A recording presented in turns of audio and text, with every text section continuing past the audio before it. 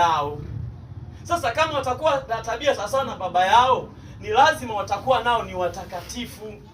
Kwa hiyo ni lazima watajua kweli mimi binadamu nina mapungufu na nina madhaifu, lakini hebu pamoja na yote naona hili Mungu analichukia. Sasa hicho kitendo cha kusema kwamba Mungu ili analichukia, sio yeye, ni kile kilichomo ndani yake ndio kinachomuongoza ili aweze kuwa sawa sawa, afananie na nani?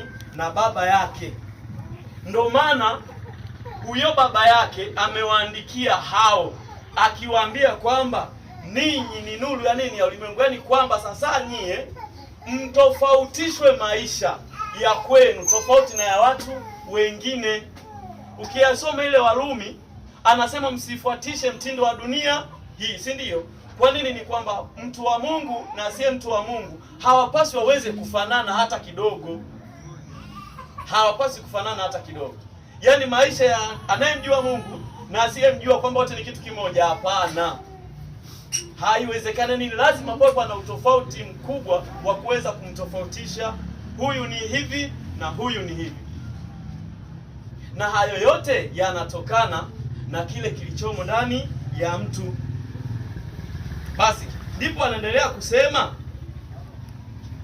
baada ya kusema ninyi ni nuru ya ulimwengu, mji hauwezi kustiri ukiwa juu ya mlima, wala watu hawawashi taa kuiweka chini ya nini? Chini ya pishi, bali juu ya nini? Ya kiwango, juu ya kiango, nayo yawangaza wote waliomo nyumbani.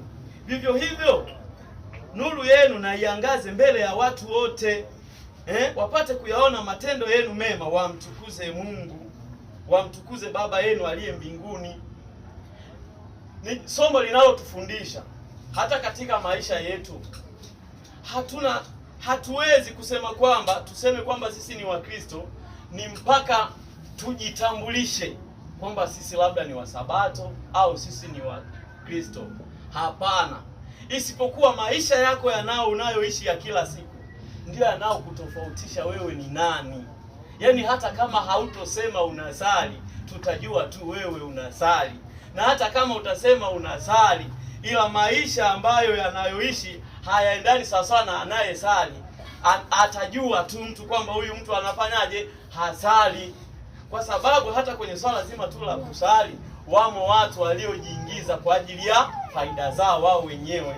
Sasa kwa mwana wa ufalme hatotishika na mtu anayesema kwamba anasali ikiwa hayaishi yanayotokana na yale anayosali. Bwana ni mwema na wakati wote. Basi nisipende kuongea sana.